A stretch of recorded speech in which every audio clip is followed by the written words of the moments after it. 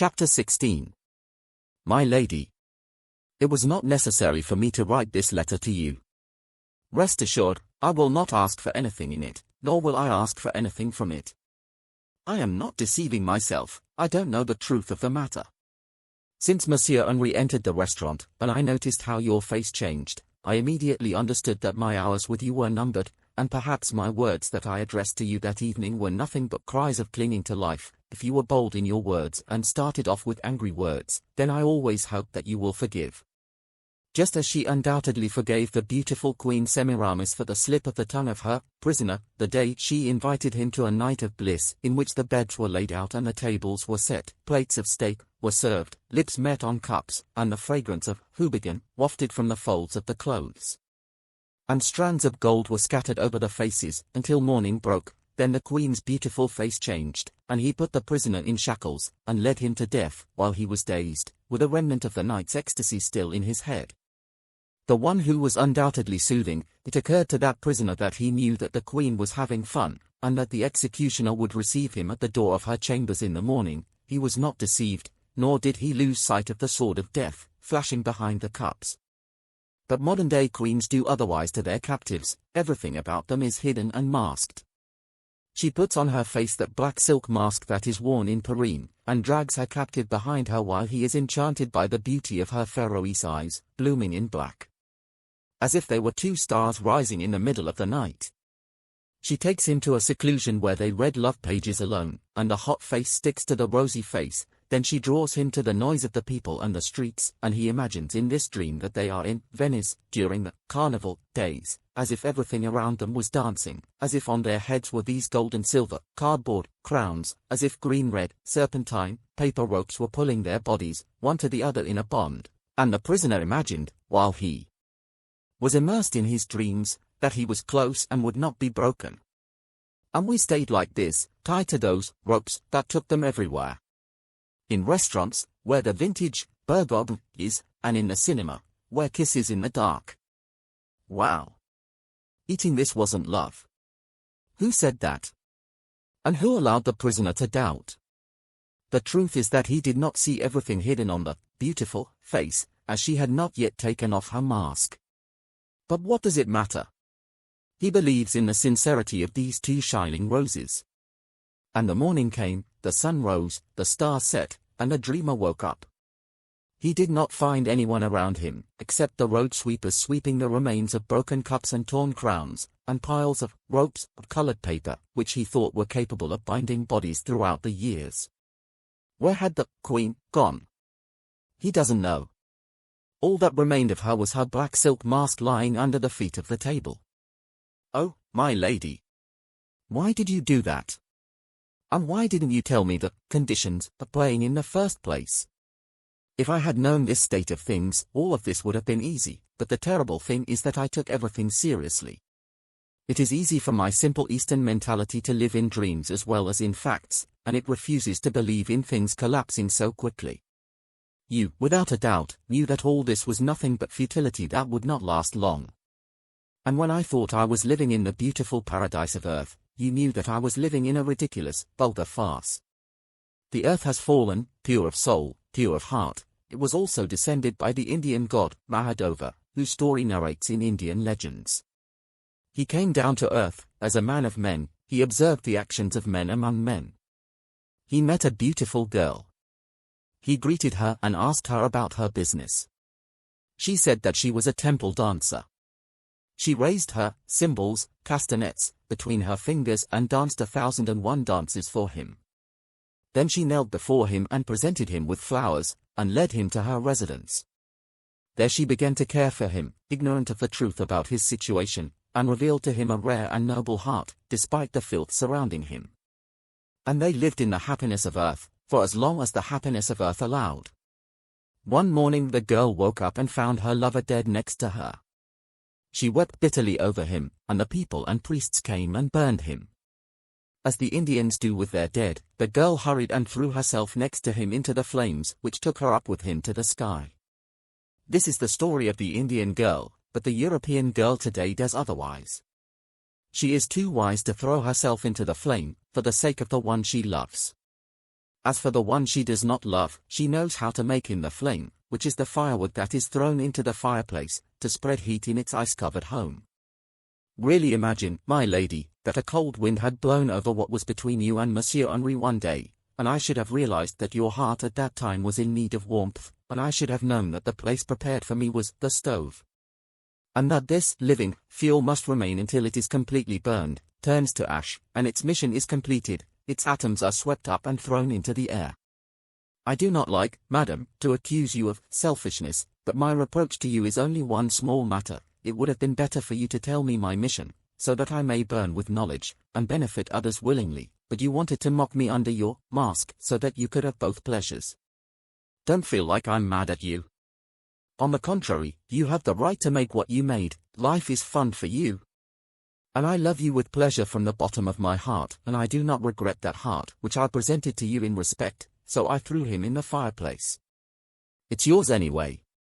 It was yours, you could do with it whatever you wanted, and you did whatever you wanted with it. But what hurts me now is my life after that. I fantasized excessively, making you my entire paradise, and I lived this fantasy, and it is not easy for me to immediately live in something else.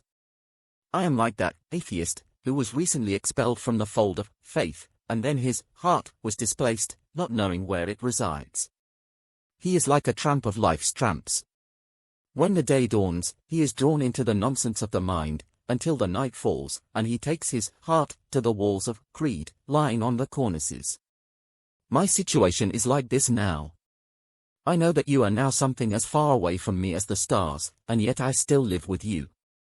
Since that decisive night in the restaurant until today, I do not sleep before I hear the sound of the elevator, stopping at your 4th floor, and I listen to the sound of your little feet, stepping in that long corridor, until your door opens and closes, so I know that you have returned. So I rush to my window to look at the light emanating from the glass of your room, and remain awake in that state, until your lights go out and you sleep, and then my eyes sleep, as if you are the one who allows them to sleep. Do not think what I say is an exaggeration on my part. No, the abundance of anticipation and the habit of lurking have given my ears a strange habit of hearing the sounds of the elevator, the steps and the doors, no matter how loud they are and no matter how mixed they are. With my ears, I can now distinguish your footsteps from among hundreds. I have not seen your face since that fateful night, because I did not dare to look at you, but I am satisfied with the world of sounds that come from you and connect me with your daily life. The strange thing is that I know that all this is useless foolishness, and yet I do it. And what is more amazing than him is that I can observe the subtlety of all your movements. I know that you stayed up more than you should have that night. I don't know where. And the next night you came back earlier than usual. I don't know why. Sorry, this is shameful behavior on my part, but I am a homeless man who was expelled from the magical palace of love. In his despair, when the night falls, he takes refuge in the walls and cornices. I have already thought about leaving this inn and going about my business, and perhaps I will do so one day soon. But so far I have not been able to do that. I now understand Adam's position after his expulsion from the paradise of heaven. I imagine him remaining, without moving, in the place where he landed, and nights and days passed by while he looked at the sky, observing every movement in it. If it thunders, it is the sound of its doors opening to call him again, and when lightning flashes, it is a smile of contentment that may be followed by relief from adversity, and if meteors fall, they are whispers of anger that still lingers, and if the full moon turns, he is an intercessor and a herald of the return of old bliss.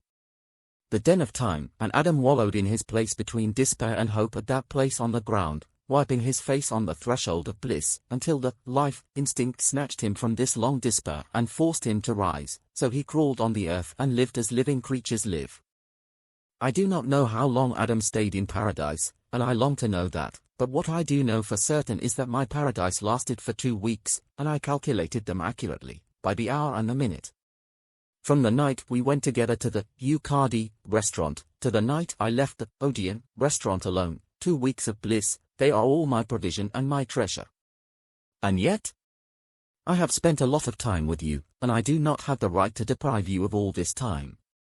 See my foolishness. I also have no right to expect a response from you to this long letter. I hope you will, in righteousness and generosity, read it in a spare hour. In any case, it is a kind of amusement, and in any case it is turning into the fireplace. And if I see that winter has passed, you have seen signs of spring. Yesterday, I saw on your window a pot, in which cherry blossoms were smiling on their thin, purple branches. So I mentioned the song, Sons. Spring has come. It brings hope to the hearts of lovers. How false this poetry is. This spring, despite people's hope in it, is the one that came to take away hope. However, I receive with my face its fragrant breezes, and I do not hope for anything from it as others do. I fear him as Hafez al-Shirazi feared him. My love, spring breeze. He led me into the desert. The breeze carried its fragrance to me. But he took my comfort away. Divine.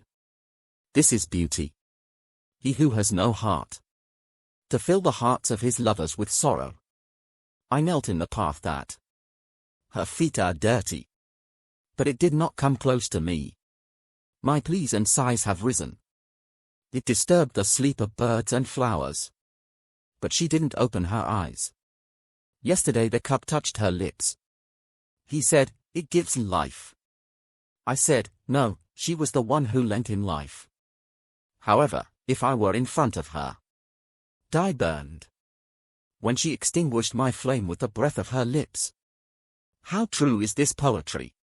Every word in it, as if she lived a human life.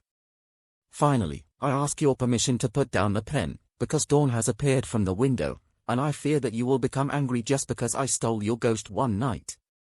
I hope once again that you will forgive me for this chatter. I am not better than the other, Mohsen, in anything. I mean, the little parrot. I no longer see his cage in your window, perhaps he is alive. I am also alive. My wish has been fulfilled, and we are equal in luck and share. The big parrot and the little parrot. Don't you remember? All that saddens me about little Mohsen is that he too, now far away from you, cannot greet you every morning with that usual whistle repeating, I love you. I love you. I love you. Improver.